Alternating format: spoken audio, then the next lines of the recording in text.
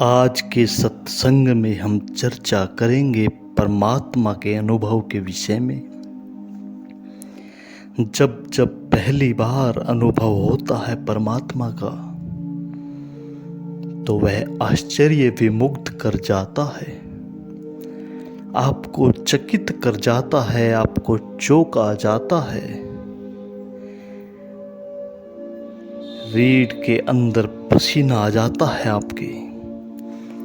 जब तुम्हारे भीतर प्रकाश भरेगा, ऊर्जा उठेगी, तो रीढ़ पर यह अनुभव हो सकता है, क्योंकि रीढ़ तुम्हारे मस्तिष्क से जुड़ी है। रीढ़ और मस्तिष्क अलग अलग नहीं है। वैज्ञानिक तो कहते हैं मस्तिष्क रीढ़ का ही फूल है। जैसे वृक्ष में फूल लगता है, ऐसे रीढ़ के ऊपर ही जाकर तुम्हारा मस्तिष्क लगा है। मस्तिष्क रीढ़ का ही एक विकसित रूप है और रीढ़ और मस्तिष्क एक ही श्रृंखला में बंधे हुए हैं। इसीलिए जैसे ही तुम्हारे भीतर मस्तिष्क में अहंकार शून्यता पैदा होगी, मैं का भाव मिटेगा, विचार क्षण भर को भी ठहर जाएंगे। वैसे ही रीढ़ में कोई सोई ऊर्जा जगने लगेगी। उसको ही हमने कुंडलिनी कहा है। वह बड़ी ताकतवर ऊर्जा है। लगेगा पसीना पसीना हो गए हैं, लेकिन बड़ा प्रीतिकर लगेगा वह अनुभव। और वह पसीना भी बहुत शीतल कर जाएगा। वह कोई साधारण पसीना नहीं है। पहले तो साधारण ही लगेगा, क्योंकि हम साधारण पसीने से ही परिचित हैं, और किसी तरह का पसीना तो हमने जाना नहीं। जब मोहम्मद को पहली बार परमात्मा का अनुभव हुआ, तो वे भागे हुए घर गए और कंबल ओढ़ कर लेट गए। मोहम्मद ने अपनी पत्नी से कहा, और कंबल जितने घर में हों मेरे ऊपर डाल दे, मुझे लगता है बुखार है, पसीना पसीना हुआ जा रहा हूं। पत्नी ने उनके ऊपर कंबल पर कंबल डाल दिए। वे कंप रहे हैं और पसीना पसीना हुए जा रहे हैं। लेकिन पत्नी ने पूछा कि आप भले चंगे घर से गए थे, अभी थोड़ी देर पहले ही घर से तो गए थे, अचानक ऐसे बड़ा बुखार कैसे आ गया? मोहम्मद ने कहा, तू पूछती है तो मैं तुझे कहता हूं, मगर किसी और को मत बताना। मैं पहाड़ी पर जाकर बैठा था ध्यान करने की आवाज आई, बोल, गुनगुना, पढ़। मैं बहुत घबराया। आवाज बाहर से भी आती लगती थी और भीतर से भी आती लगती थी, जैसे बाहर और भीतर एक हो गए थे। कोई मेरे अंतस्थल में बोल रहा था और वही आकाश से भी बोल रहा था।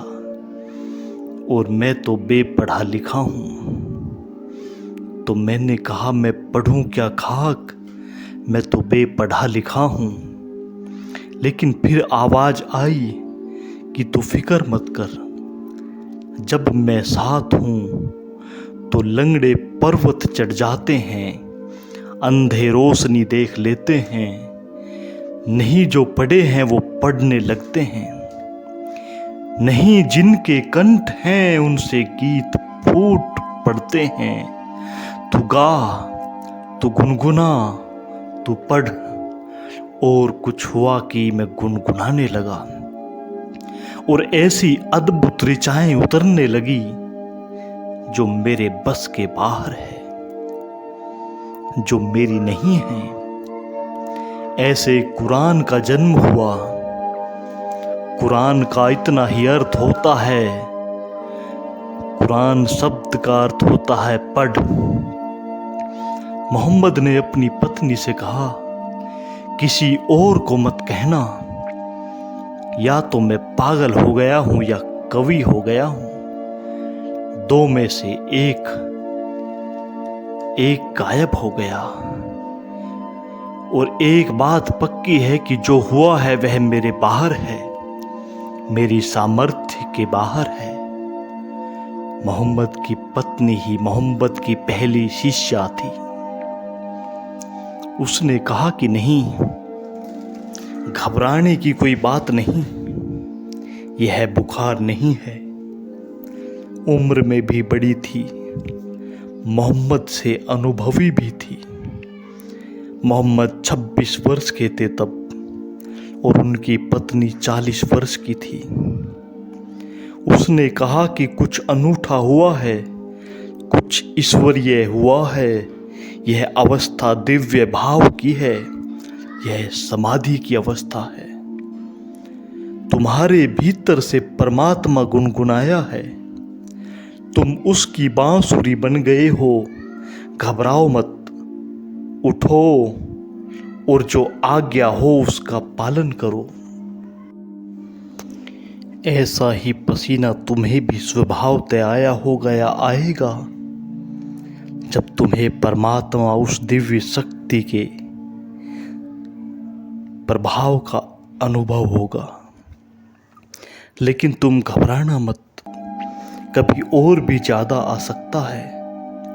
कभी तो बिल्कुल ऐसा लग सकता है जैसे 110 डिग्री बुखार है। ऐसी प्रज्वलित अग्नि भीतर उठती है, तुम्हारे ही प्राणों में सोए हुए अंगारे सारी राख झाड़ देते हैं। ऐसे उत्तप्त हो उठते हो तुम।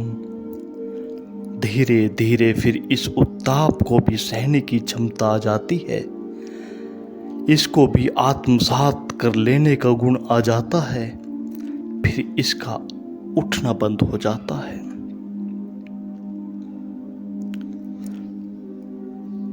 शब्दों का बस संगीत था, वही मुझे सुनने का ठीक ठीक ढंग है।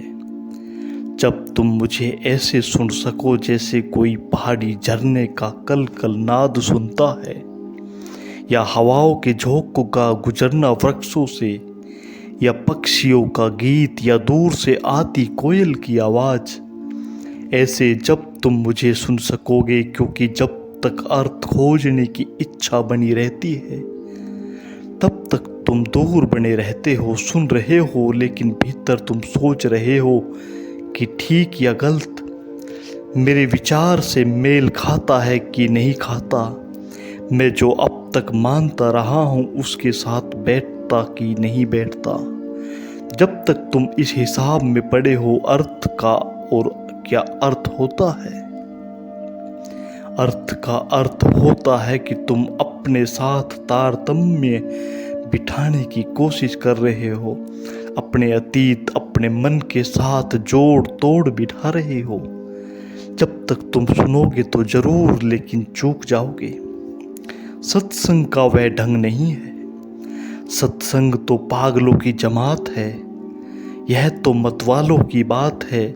सुना नहीं कबीर ने कल कहा कि कबीर तो कंकाल है, शराब बेचने वाला है। और यह कबीर का सत्संग तो शराब खाना है। सभी सत्संग मधुशालाएं हैं। मंदिर मस्जिदों में उनका क्या लेना देना। मंदिर मस्जिद तो होशियार लोग चाहते हैं, होशियार लोग चलाते हैं। चालाक लोग संतों के पास मधुशालाएं निर्मित होती हैं, वहाँ पियक्कड़ इकट्ठे होते हैं, वहाँ लोग सुनते हैं। अर्थ की चिंता किसको, वहाँ पीते हैं, आम खाते हैं, गुठलियाँ नहीं गिनते। गायक मेरी उलझी वीणा कैसे अरे बजा जाते हो। मैंने चुप चुप सपने पाले, चुप चुप और अरमान संभाले, पर जीवन रहस्य को तुम ही आकर सदा बजा जाते हो। द्रग में घिर घिर बादल आते, दृश्य सामने के छिप जाते। नीर भली पुतली में छलिया, रह रहे तुम्ही लजा जाते हो। मधु पीड़ा यहाँ उर का स्पंदन, यह अतीत की सुख कर उलझन। अंतर्यामी अंतर में तुम धड़कन बनकर छा जाते हो। परमात्मा अर्थ नहीं अनुभव है, शब्द नहीं शून्य है। गायक मेरी उलझन वीणा, गायक मेरी उलझी वीणा कैसे अरे बजा जाते हो। तुम तो एक उलझी वीणा हो, जन्मों जन्मों से तुमने अपने तार उलझा रखे हैं। तुम सुलझाओगे तो और उलझ जाओगे, तुम ही तो उलझाने वाले हो। सुलझाने आओगे तुम कैसे, तुम तो रख दो अपनी वीणा उसके सामने। गुरु तो बहाना है, निमित्त है, उसके बहाने तुम परमात्मा के सामने अपनी वीणा रख देते हो। कहते हो कि मैं तो बजाने की बहुत कोशिश कर चुका, सिवाय विसंगीत के कुछ भी पैदा नहीं होता। तार टूट जाते हैं, सब तार उलझ गए, कुछ ठीक ठिकाना नहीं। इस वीणा से संगीत पैदा भी हो सकता है, इसकी संभावना भी छोड़ चुका हूँ। अब तुम ही बजाओ, गायक मेरी उलझी वीणा कैसे अरे बजा जाते हो। और तब से अपूर्व क्षण आने लगते हैं, जब उसकी अदृश्य अंगुलियां तुम्हारी वीणा से अपूर्व संगीत को पैदा कर जाती है।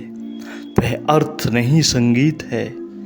संगीत में कोई अर्थ होता है, संगीत में जो अर्थ खोजने गया वह भूल में पड़ जाएगा।